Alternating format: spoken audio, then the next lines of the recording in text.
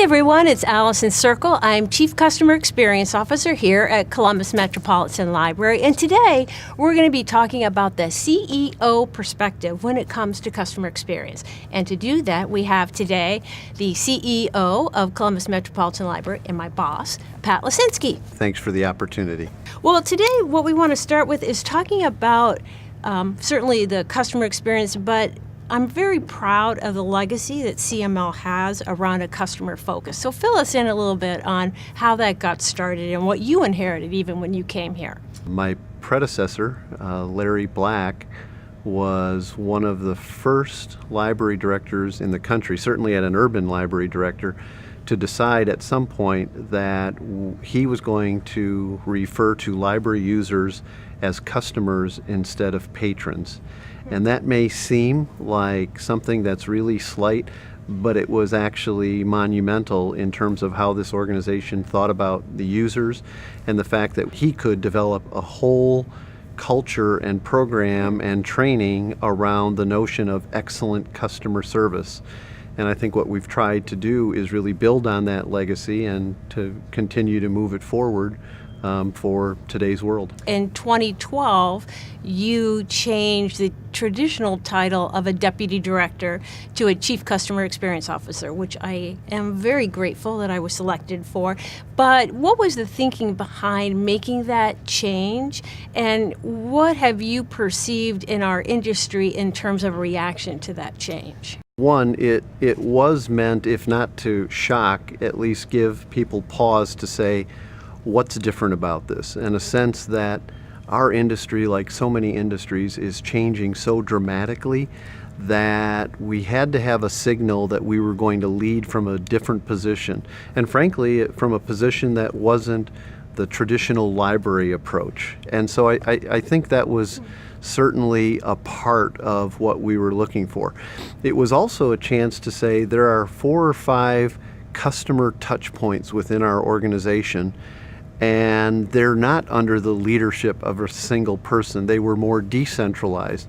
And so this was an attempt to bring not only the retail operation of the library, but things like marketing and the purchase of materials, all under the umbrella of someone who would look at it from a very strong customer vantage point. And I think that's what you've done so well here at CML. Well, here's a topic I know we can go on forever on.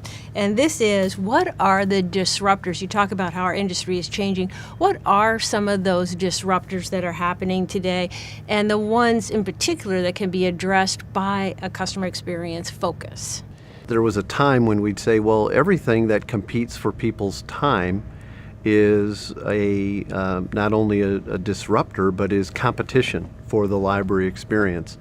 I think most people today point to the digital dissemination of information. A story I've been telling recently is I heard an interview on NPR from the new CEO of Hulu, and they have 800,000 subscribers to their online streaming service. And the average customer of those 800,000, the average streams 100 hours per month. And that just blew me away in terms of thinking how much time someone would be spending in that activity. That's a new experience. 30 years ago, they would have either watched network TV or they might have spent more time checking out material at the library, including digital content, or back then VHS tapes. So that's very different, something that's happening in people's homes, or frankly wherever their device might be. I think that's a significant disruptor to what we're seeing in the traditional library role. Well, and how does customer experience, how does that lens overlay on that disruptor? Why then does CX become relevant in that scenario? Well, I think that a couple of things come to mind. One, I think you had championed a particular book, Outside In? But it was the notion, are we thinking about the customer from our perspective, meaning in, out to the customer, or are we thinking about it from the standpoint of the customer into us? And really trying to think deeply about, well, how has that new service disrupted that customer? and how do we respond to it? I think that takes just a shift from where we've been before, thinking, well, this is a library, we circulate material, people are going to continue to come in and circulate material. Well, they're not. They're not at the same level, so how do we continue to make the library relevant? And I think that can only happen from really studying the customer experience and frankly understanding their expectations. Well, and for me, the other piece of it is that people become more important. And you often talk about how we used to be a warehouse for books or built for the collections, and now it's about connections. And to me, a really important piece of that is the people who work here and become trusted people in the community, and having a consistent approach around what we're trying to do with the people, and that customer experience really helps to make that connection as well. It really does. So are there other ways that you think the customer experience has helped CML? A great example is because of some of the work that you've done and some of the contacts that you've made outside of the industry, two things happen. One, we're able to extrapolate from outside industries. What are we learning about what's happening at Safelight and at other places that are, large corporations here in town, and then some of your global experiences? We bring that knowledge back to the library and say, well, that might not be an exact fit, but how do we adjust just a little bit to make sure that will work here in the library environment? And then almost this inside out, outside in. I think the other is, because of our involvement on a stage with corporations where maybe libraries are not expected to be, there's a sense that, wow, our library is not just in the library profession, but we've taken it up a notch, and we're considered right along some of the largest corporations in the country, and I think that just helps with our institutional reputation and gives us increased credibility. Well, and thinking about that, I try to use the language that we're a library in the customer business. We're not a library in the book business. And to really help us continue to keep that strong-eyed focus on the people that we're serving. Well, and if I were to add to that, so we're in Columbus, Ohio. I'm reminded that I say this more often because people have mentioned it to me. They say I'm not in the Columbus Metropolitan Library business.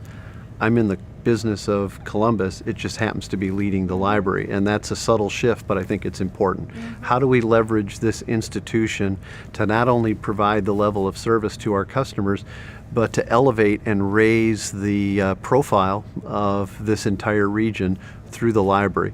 At one point I didn't understand that. Today I do, and I think we've been successful on a number of different fronts. A lot of people I speak to out in the CX world struggle in making their case to a CEO around why customer experience matters and why that investment matters. What advice do you have to people who are struggling, or what would you say to a CEO, maybe more relevantly, to a CEO about why they should really invest in customer experience? Well, it actually is I must admit, it's really hard for me to understand how someone would have difficulty embracing that concept in today's world, because for all of us, it's ultimately about our customers that determine our livelihood. So how are we relating to them? How are we understanding them? How are we conducting research? And so to not be in that game in 2018 is actually a little bit shocking to me. So I must admit, I'm a little bit incredulous to say, well, gosh, we have to convince in today's world that customer experience is something that we ought to concern ourselves with. So I think you just talk through it patiently and try to understand their perspective, and I'm an advocate and a believer because I've seen the results in our organization, and just hopefully can convince people that it's certainly worth reviewing and looking at. We're all in this world that's changing so rapidly, and any advantage that we can get today is important. Well, I think that's a great place to leave the conversation. Great last message for people. Thanks for your time today, and thanks again for letting me have this great role here at the library. You're welcome, and thanks for all that you do. Thank you. See you all later.